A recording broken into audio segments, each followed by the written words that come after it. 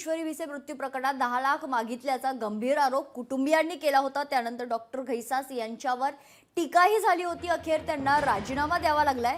त्यावरून आज दीनानाथचे वैद्यकीय संचालक डॉक्टर धनंजय केळकर यांनी खरं तर पत्रकार परिषद घेऊन काल मत व्यक्त केलं होतं। आम्ही कधीही फॉर्मवर डिपॉझिट असं लिहत नाही।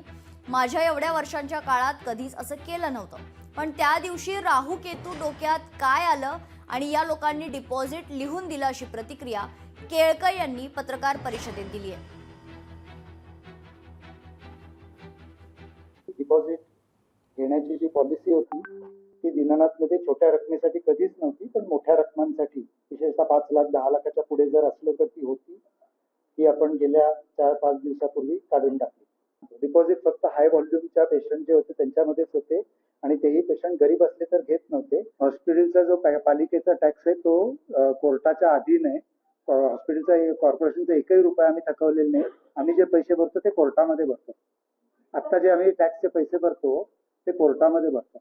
त्याच्यात आमचा एकही रुपयाचा टॅक्स थकलेला नाही आणि थकूच शकत नाही, तर बंद करतील। आमच्याकडे डिपॉझिट मागायची पद्धत डॉक्टरांकडनं नाहीये। हा आमचा ऍडमिशनचा पेपर आहे।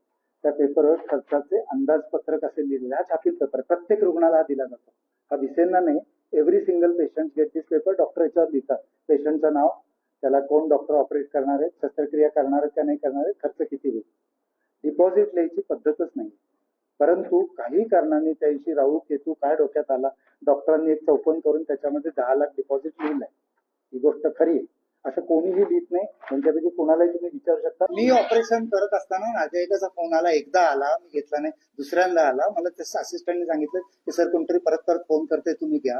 मी घेतला आणि त्यांना सांगितलं की तुम्हाला जे शक्य आहे ते भरा, बाकी ट्रीटमेंट ते होईल, तुम्ही काळजी करू नका। लोकशाही मराठी ऐका, पहा, जागरूक रहा।